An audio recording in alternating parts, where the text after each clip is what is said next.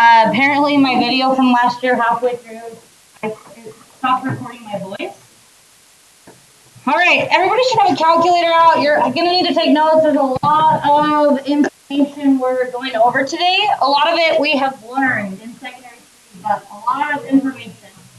So last time we did exponentials, and today we're going to be doing logarithmic functions. They actually go hand in hand. That's why we put them in the same unit, because just like addition and subtraction are inverses of each other, they undo each other, and division and multiplication undo each other because they're inverses of each other. Just like a square root undoes a square, well, logs undo exponentials. So they're just inverses of each other. So we got to, first of all, learn how to read this correctly. This says y equals log to the base a of x. So they say base a, and that's written kind of small down here, log to the base a of x. And this like of x here is like trapped in parentheses. That's like if I said plug in 2, you'd plug it in right there. Does everyone see what I'm saying? All right. Now this log to the base a of x goes hand in hand with our exponential y equals base a to the x. So what I want you to notice is this was log base a and this was base a. They are inverses of each other. They undo each other. Log base a undoes base a, and base a undoes log base a. So we'll see how that works in a moment. So we can actually switch back and forth between logarithmic form and exponential form, and there are times when it's better to have it in logarithmic form. There are times when it's better to have it in exponential form. So looking here, we have this already true statement. There's not any missings. There's not any unknowns. We have 0 equals log to the base 3 of 1. Well, if we were to rewrite that in its exponential form, it would be this, which I'll teach you how to do in just a moment. Base 3 to the 0 power equals 1. Do you see how we do know that that's a true statement? Well, we don't know how to calculate a logarithm, but we do know how to calculate an exponential. So a lot of times when we're given a logarithm, we'll actually switch to exponential form so that we can then calculate it much easier. Because if I said to you what's log to the base 3 of 1, you wouldn't know how to calculate it. But if I said to you what's 3 to the 0 power, would you know how to calculate it? Yes, right? Okay. All right, looking here. We have 2 equals log to the base 5 of 25. In its exponential form, that's 5 squared equals 25, which we know is a true statement. So I'm going to show you now how to actually do the algebra to switching between logarithmic and exponential form. It's just algebra. All right, so let's look at this. Y equals log to the base a of x. If I said to you, switch this to its exponential form, you're technically finding it's like you're finding the inverse. So what do we do when we find an inverse? Don't we switch x and y, everyone? So I would write this as such. X equals log to the base a of y now. I've just switched x and y. So now what you're going to do is this would be your thought process. I'm trying to get rid of log base a. I need to undo log base a. So what undoes log base a is base a. So what you're going to do is you're going to base a both sides of the equation. So you got to do it to both sides, just like any other inverse. So now look on this side. I have base a raised to the x power. Make sure when I say base then has an exponent. Does that make sense how that's an exponent? So base a to the x power, and then we have an equals, base a raised to the log base a cancels out. They're inverses, equals y. You guys see how we just now switched to exponential form? Awesome. Okay, so let's do it the other way. Let's once again, if I said given this exponential, switch to its logarithmic form, this is your thought process. You'd say, okay, I need to undo base a because that's what makes it exponential, this base raised to x. So first of all, I would probably switch x and y, so I have x is equal to base a to the y power. So one more time. I need to undo base a, so what undoes base a? Log base a. So we're going to log base a both sides. Now when you take a logarithm, it's not a base, it's a logarithm. So let me explain. We're going to log base a both sides. So now on this side, look what I have. I have log base a of x. When you take a logarithm, it like entraps the other, it like eats it up. Does that make sense? It's not a base. So we have log base a of x, log base a and base a cancel out, so we have equals y. So we've just switched back and forth between its logarithmic form to exponential. So it's just algebra really, it's just inverses. So we'll now practice that right here with these two.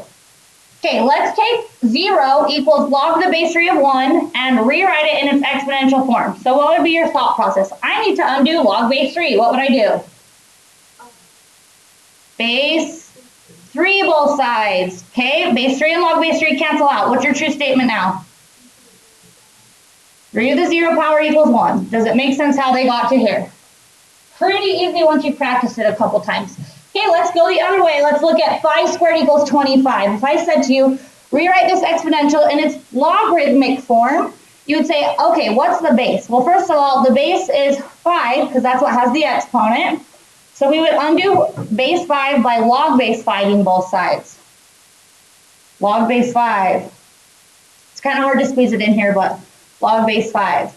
So now log base 5 and base 5 undo each other. They cancel out, so 2 drops down. 2 equals. 2 equals.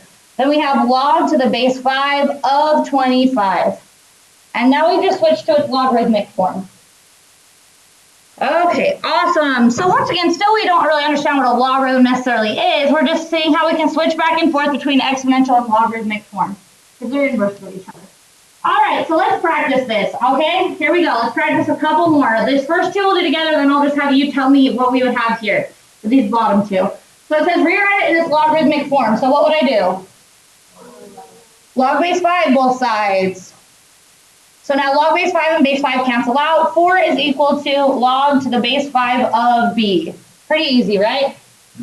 Okay, let's do another example. What would I do? Log base, log base 1.9 both sides. So now log base 1.9 and base 1.9 cancel out. We have c is equal to log to the base 1.9 of 12. Okay, awesome. I think we're doing a good job. So right here, what would be my true statement if I said switch it to its logarithmic form? It'd be what? Let's just verbally state it now. Log to the base z of 7 equals 1.2. We kind of just did it in our head. We log base z to both sides, so then we had 1.2 equals, right? But it doesn't matter the order we write it in. Do you guys see what we're doing there? Okay, awesome, good. Right here, what would be the true statement? Log base 3 of 27 equals 3. Okay, awesome. Okay, let's go this way. Take the logarithm, switch to exponential form. Just a couple more practice. We would have base 3, true? 3 to the y equals 81. Now, let me point out here. If I said to you, calculate log to the base 3 of 81, you wouldn't know how to do it. You know what I mean? So what you would do in this case is you switch to its exponential form like we just did. And now can you actually calculate that? 3 to the 4th power equals 81. So y is 4. Therefore, log the base 3 of 81 equals 4. Do you guys see how we can kind of use this to solve logarithms? Or to calculate. I shouldn't say solve.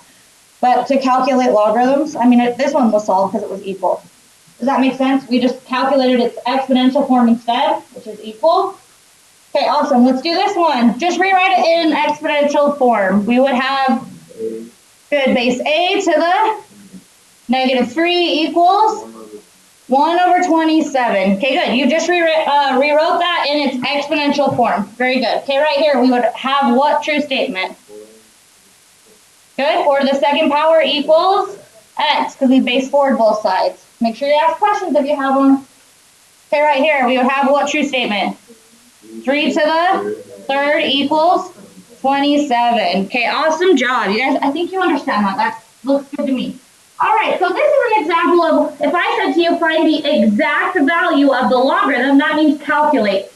So calculate log the base 2 of 32. What we're going to do is we're going to switch over to our exponential form and calculate that, because we can't calculate a logarithm. So I'm going to say, what does this calculate to be? Evaluates. So I'm going to come down here and rewrite it. We have log the base 2 of 32, and we don't know what it equals. So I'm just going to say equals x. I'm going to create myself an equation. Then I'm going to rewrite it in its exponential form. So to calculate this, I would base 2 both sides to undo log base 2. So now I have 32 is equal to base 2 to the what power? Remember, then we write both sides as base 2. This is what we did last time, right? This is 2 to the 5th equals 2 to the x. So what does x equal? 5. Is everybody good with that? So log the base 2 of 32 calculates to be 5. Because 2 to the 5th equals 32. Does everyone see how that works? Awesome. Okay, let's do this one. So once again, I set myself up a little truth statement. Log to the base 4 of 1 over 16 equals x base 4. So then you'd say 4 to the what power equals 1 over 16.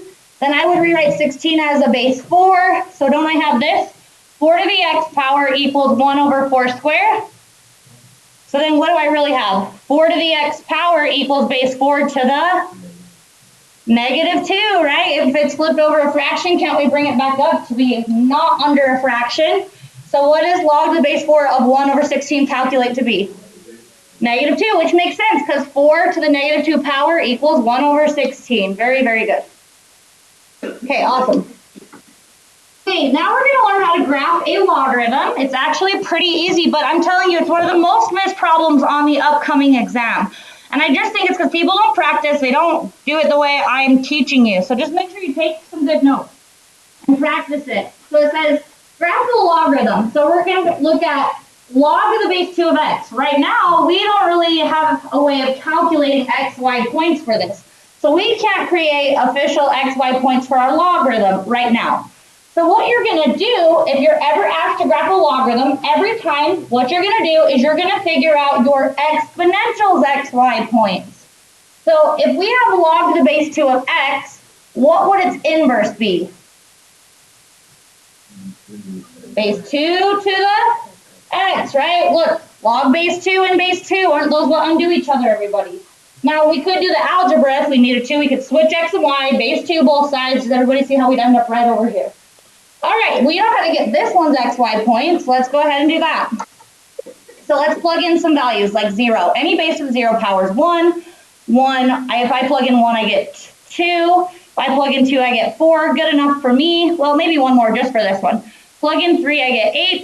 If I plug in negative 1, don't I get 0.5? If I plug in negative 2, I'm going to get 0.25. Because remember, we flip it over a fraction. That's 1 over 4.25. All right, so if I was to graph this, remember from last time, we had a horizontal asymptote for all exponentials because the more and more we plug in negatives, the closer we approach 0. And then if we were to graph these xy points, we're at negative 2 up barely any, over negative 1 up a half, over 1 over 0 up 1, over 1 up 2, over 2 up 4, and then over 3 up 8 units. This is what our exponential looks like. Now we know that this and this are inverses of each other. So what can we do with these xy points? Flip them. Do you guys see why they put inverses in the same unit? That first lesson, does that make sense, everybody? It's kind of connecting of why they're putting what lesson with what. So we switch x and y. That's how we get the logarithms points, because they're inverses. So we have 0.25, negative 2. We have 0.5, negative 1, 1, 0, 2, 1, 4, 2, and 8, 3. I'm just going to start off by graphing those points, and then we'll see if we can figure out where the asymptote maybe should go. So this says go over 0.25 units, that's right there, about, and down 2 units. So about right there. Go over a half a unit, down 1. Go over 1 up 0. Over 2 up 1. Over 4 up 2. Then over 8 up 1, 2, 3. So I have this right here is my logarithm. Can you guys take a guess of where the asymptote is for the logarithm? At 0 again, right? Just a vertical at 0, right? At x equals 0. So this logarithms have a vertical asymptote at x equals 0. Where these have horizontal asymptotes at y equals 0. Awesome. All right, now that makes sense. Look, guys, picture me, remember, just a reminder of also an inverse is a reflection over the y equals x axis. So picture me taking this purple thing, this purple function, and stamping it over. Do you guys see how then it would look like this? Does that kind of make sense? It's all connecting here. Okay, awesome. So what's the domain of all exponentials? Good, negative infinity to infinity, no matter what, even if we shift left and right. What's our range for exponentials that have no shift? Yeah, good, always 0 to infinity, not including 0. Well then, Let's look at the domain of our logarithm. We know it's the range of the original, which makes sense. Look, logarithms always have a domain of 0 to infinity, right? Not including 0. Look, we're not plugging in actually 0. We never actually get to 0. So domain for all logarithms is 0 to infinity. We've got to remember that. And our range for all logarithms, no matter what, is negative infinity to infinity. It's always going to grow down and up forever. All right, any questions? Okay, good stuff. So now think about it. With a exponential, what changed our asymptote were shifts up and down. What's going to change our asymptote here for logarithms are shifts left and right, correct? So if you think about that, just the inverse idea for both. Okay, awesome. Good, good, good. All right, so here are the key features they say. Remember how I showed you this for exponentials? These are just the key features we see on a logarithmic graph. Our domain will always be 0 to infinity, not including 0. So question for you. Let's point out something right now. If this is true, can I input negative numbers into a logarithm? Not if they're not in the domain. Do you guys see how we cannot input? It is not possible. There's no graph over here. It would say error because you can't do it because there's no graph. Can I plug in 0 into a logarithm?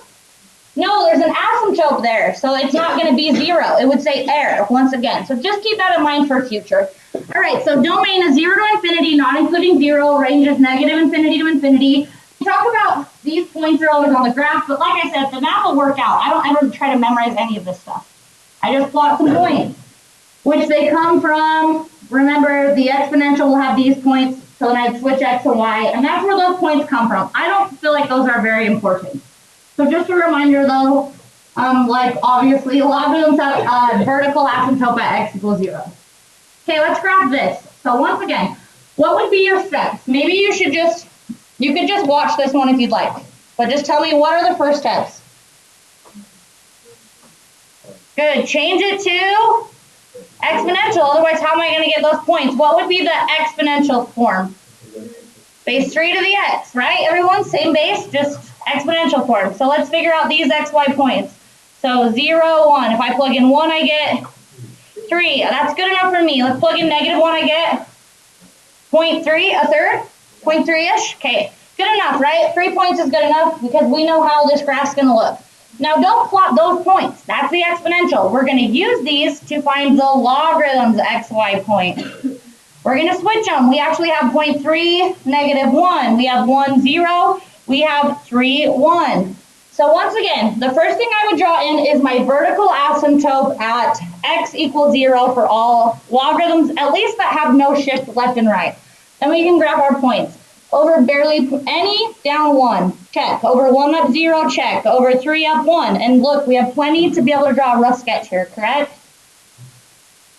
It's coming down by our asymptote like this. Domain is?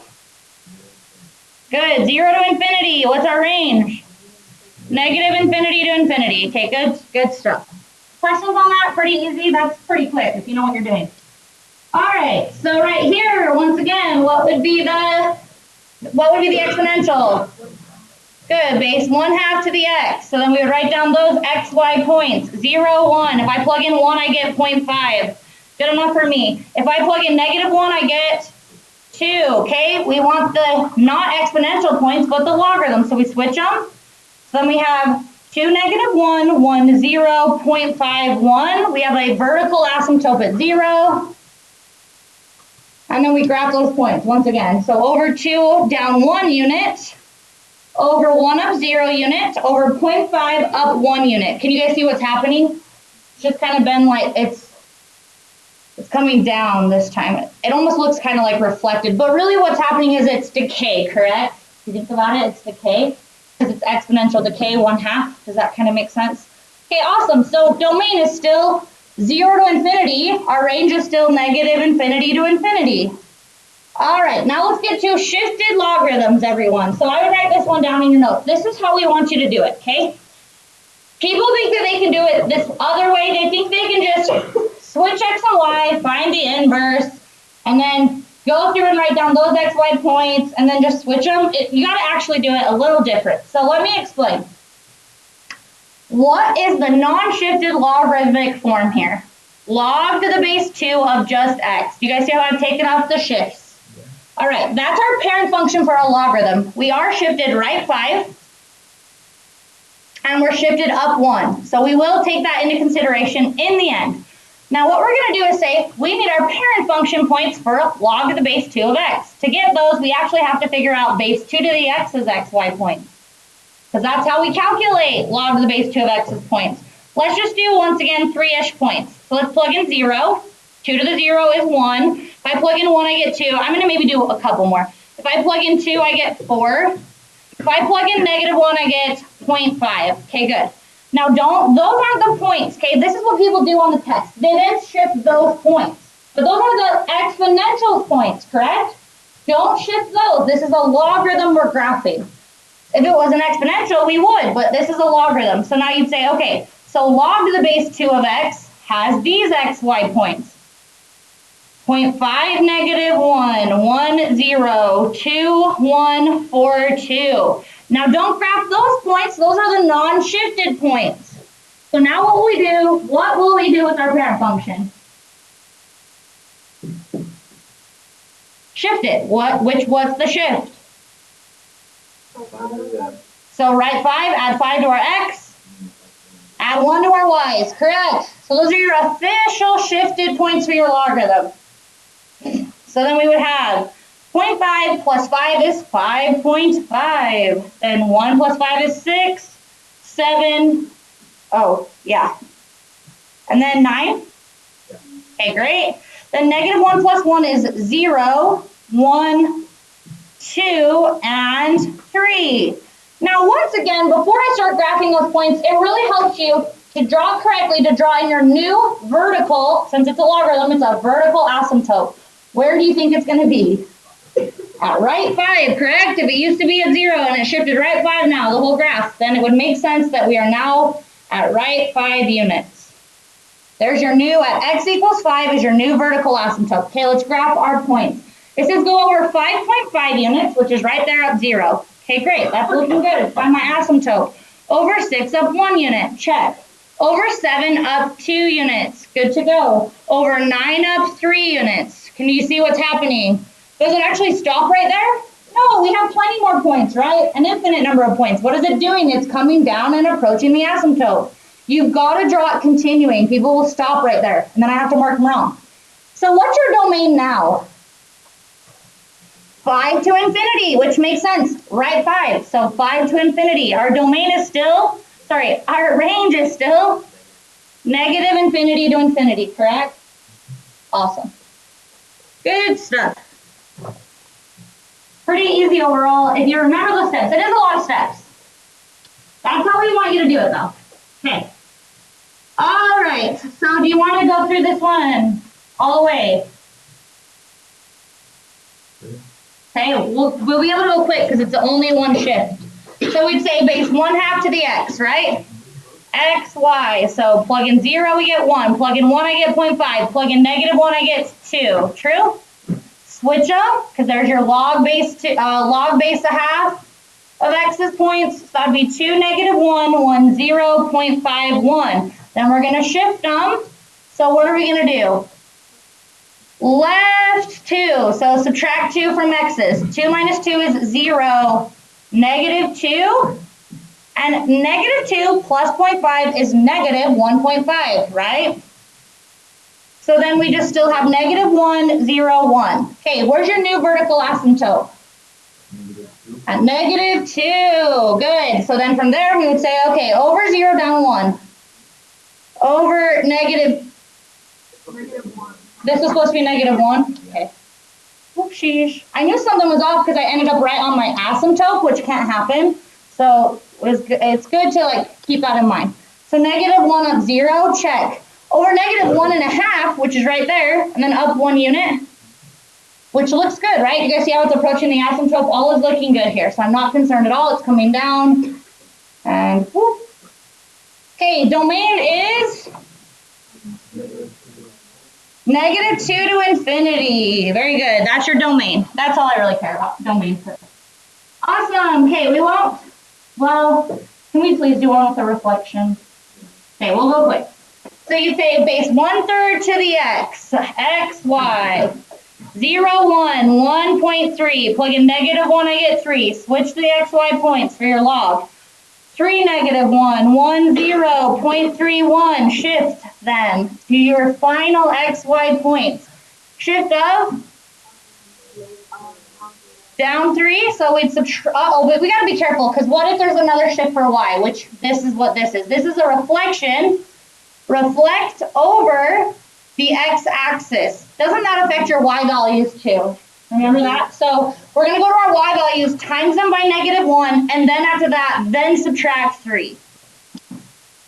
So x's didn't change. 3, 1.3. And then our y's, -1 times -1 is 1. 1 minus 3 is -2. 0 times -1 is 0, minus 3 is -3. 1 times -1, -1 minus 3 is -4. Okay, where's your vertical asymptote? 0, right? There was no shift left and right, so it's still at 0. You guys are doing great. Let's graph this just so we can see what's happening. So we have over 3 down 2 units. Over 1 down 3 units. Cool. Over 0.3 down 4 units. Oh, yeah, that looks good to me. It's coming down by our asymptote. Domain is 0 to infinity since there was no shift left and right. So not bad, right? Same idea. Okay.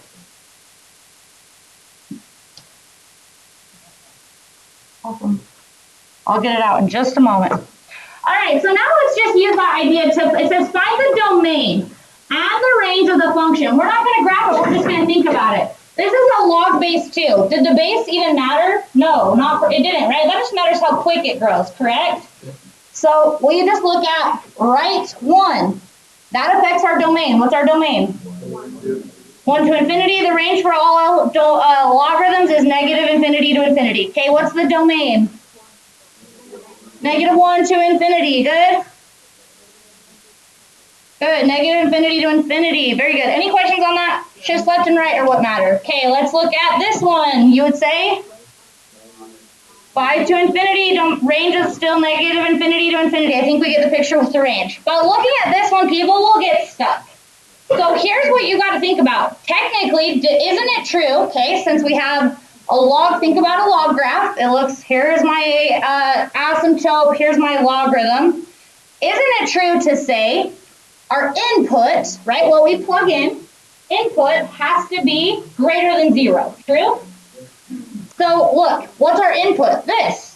So you'd say a true statement would be 2x minus 3 for logarithms. Our input has to be greater than 0. So then from there, add 3, divide by 2. Sorry, I'll show the steps. Add 3, divide by 2. So now what's your true statement? Our x values have to be greater than 3/2. So that would be 3/2 to infinity. I see them pointing the right direction. Does everyone see how we could just set up an algebraic true statement as well? Awesome. Our range -infinity to infinity. Good stuff. Okay, awesome. So now we're going to look at a special logarithmic function that goes hand in hand with our special exponential function e to the x. Just recall, everybody, e to the x, just a reminder, is the same thing almost as 2.7 to the x.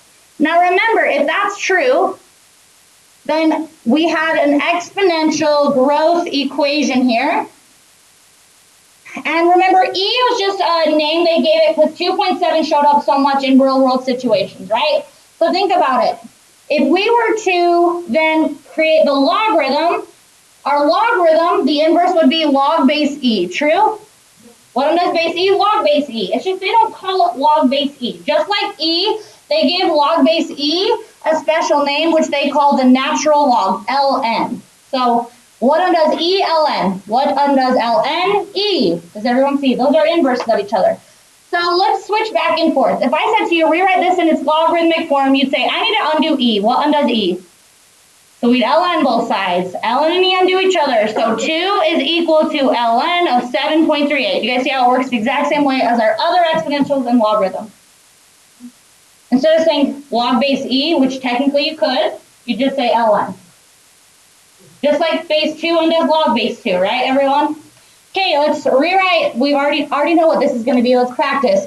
Rewrite this in its exponential form. You'd say to undo ln, I would Base E both sides. ln and em do each other. 7.38 equals base E to the second power.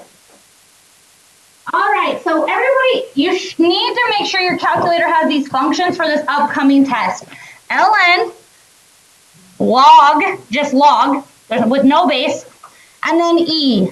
So if you don't have that capability in your calculator, we need to get you one that has that capability coming into this next exam, and you need to have it and practice your homework with them.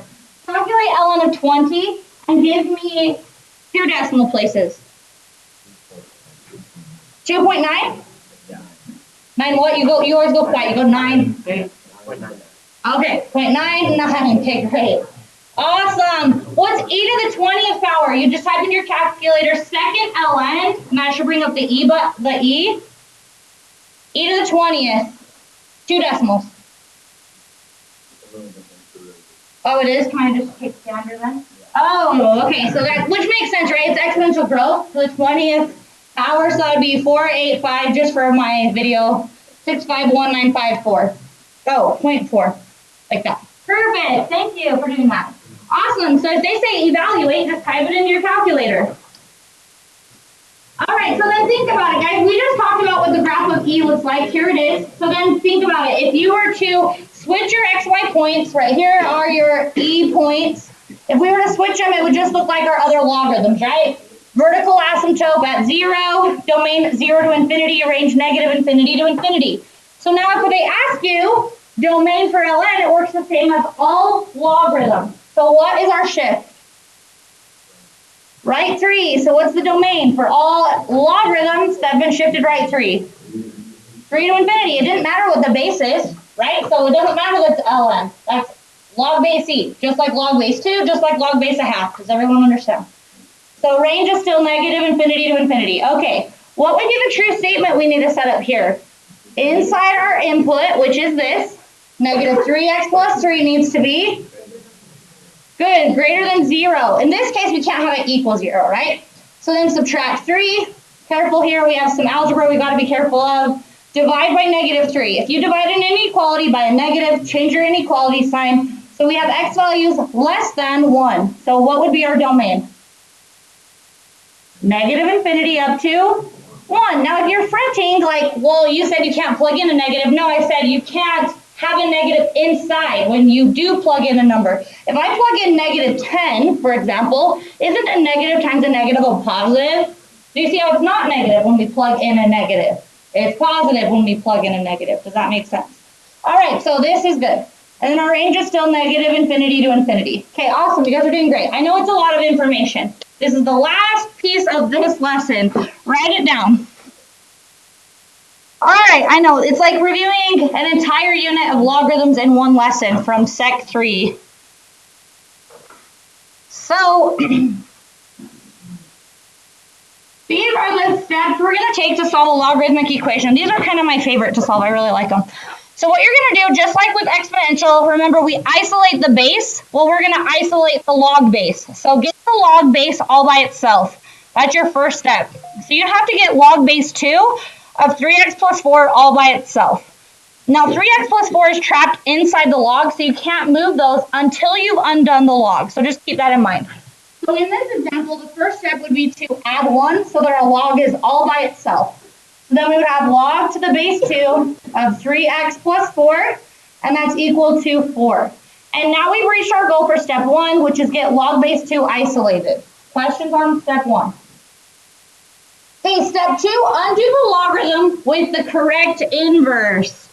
So what undoes log base 2? Base 2ing both sides, right, everyone? So base 2 both sides. So then we have base 2 raised to the log base 2, canceling out. So now we have 3x plus 4, which is now out of the logarithm, which is good. And then we have 2 to the 4th power. Don't be that person that does 2 times 4, right? 2 to the 4th power, everyone, is 16, right? So we have 16. And now do you guys see how it's just a linear true statement to solve? Solve. So subtract 4. 3x equals 12. Divide by 3. So x equals 4. We just solved our logarithm and got x equals 4. With logarithms, because we have such a strict input, because our logarithm input has to be greater than 0, we have potential for extraneous solutions. So we have to take our answer, we have to go plug it back into the original input, and just make sure that it doesn't make the inside negative or 0. Because if it does, that's an extraneous solution, we would throw it out. Does that make sense, everyone? Now, why do we not have to check exponential for input? Like, why are there not extraneous solutions for exponential? Because isn't the exponential domain negative infinity to infinity? So we can plug in anything to an exponential. Does that kind of make sense? So with logarithms, always check your answer by plugging it in and seeing if it gives you a 0 or a negative inside. Because if it does, you got to throw that answer out. All right, good stuff. Let's start practicing a bunch of examples. Do you need more time on this slide? Okay, a bunch of examples. You could probably just watch a bunch of them and try to get more out of them. And I'll tell you if I think one stands out enough to write it down. Right here, if I said to you solve, you'd say isolate log to the base. Log base says x is isolated, so then undo the log. So we would x both sides, base x both sides. Log base x and x cancel out. 25 equals x squared. True? Now just solve. So what would we do?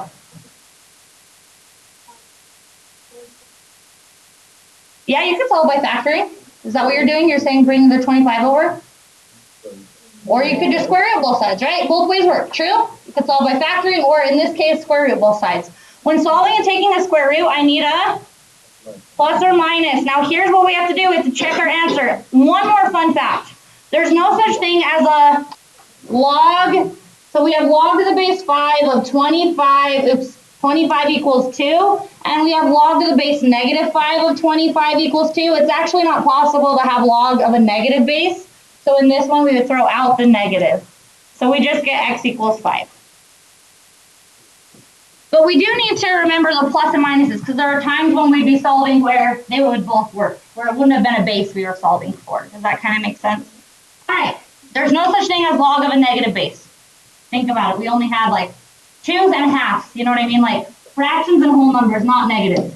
All right, awesome. Okay, right here, still too easy to take notes on. You would say what?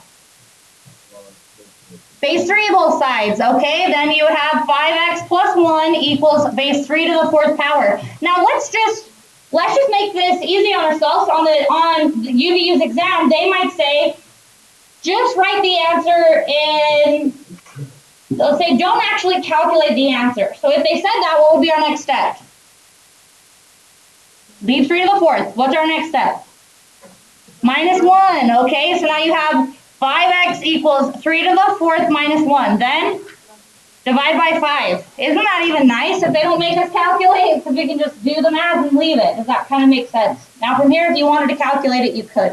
You go 3 to the 4th, subtract 1, and then divide it by 5. All right. Does that bother anyone that I left it like that? What did you get? Did you type it in just now? Yeah. What did you get? I'm curious. We need to be checking our answers, so technically I should also calculate it with 16. Okay, let's go plug in 16 and check to make sure it didn't become negative inside. 5 times 16 plus 1. We're good to go, right? Okay. Awesome. Okay, right here. Everybody, fun fact for you. If there's log of no base, it is base 10. Dave just decided that log base 10 is just going to be written as log of no base. So if you see no base, it is a base 10. So technically, I'll just write base 10 in there right now. Okay, so how do you want to do log base 10? Base 10 both sides, okay? So then we have this. X plus 1 equals 10 to the negative 2 power. Now, isn't that x plus 1 over 10 squared? So we have x plus 1 equals 1 over 100. So then we would subtract 1, wouldn't we? So then you have x is equal to, if we want to write our answer as a fraction, we're going to need to get a common denominator. So I'm going to write over 1, then I'm going to say times by 100, times by 100, 1 minus 100. Negative 99, people, over 100. There's your answer. Now don't be like, oh, if it's a negative answer, we got to throw it out. That's not true. It's if you plug in and it becomes negative inside that it's a problem. Isn't negative 99 over 100 a decimal smaller than 1? So if we add it to 1, won't it still be positive inside? So we're all good here. That is our answer. Awesome. Doing great. I know it's kind of a long lesson. You guys are doing awesome. Okay, right here. Solve. What would we do? Base e both sides. Okay, so we have x is equal to base e to the negative 2. So then on the UVU exam, I know they'd say, leave your answer in terms of e. So you'd write 1 over e squared. That would be good enough. Yeah. Okay, right here we would base 10 both sides. Then we would have x minus 20 equals 10 to the 4th power. Then we would add 20. So x is equal to 10 to the 4th power plus 20. Is that, when I plug it in, going to be negative? No, that's a huge number, right? So there you go. All right, so here is a form. You might want to write this down. On the test, they'd actually give it to you, but they might not give it to you on like a homework problem because it's in the book. So write down the loudness formula for, this is just the formula for loudness measured in decibels of an intensity level, of a certain intensity level. So this intensity produces this much loudness. So it says, how loud will a speaker project with an intensity level of 10 to the negative 6 watts per square meter? So the question is, should we be plugging this into the outside or into it? What is it down for? Loudness, correct? The input is intensity level. So shouldn't we be taking 10 to the negative 6 and actually just plugging it right in? Okay, so what? This is actually decent. You don't have to do this all by hand. Like no calculator. This would all be by hand. You'd say, so we have 10 log of, we have now 10 to the negative 6 over 10 to the negative 12, correct? Let's continue to simplify this pretty slowly here. So we have 10 log of, technically, shouldn't I flip and flip? So that's 10 to the 12th over 10 to the 6. So then we have 10 log of, when you divide, you subtract. So wouldn't that become 10 to the 6th inside? Now, careful, a lot of people don't realize from here it's actually super easy. Now remember, we technically have this right here, log of the base 10. Remember, if there's not a base right and it's base 10, what happens with log of the base 10 and base 10? These cancel out. So that leaves you with 10 times 6. Do you guys see how that happened? So 60, whatever the units of measurement are. That was pretty easy, but it was tricky. People overthink it, yes? Because when these cancel out, the exponent always drops down. It's no longer an exponent. Great question. Any questions on that one? Pretty easy stuff. Did you write down this formula in case you see intense loudness? Okay, cool.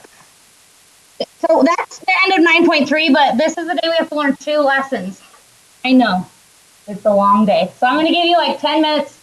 That's about all I can give you, 10, 15 minutes. To practice some in that lesson.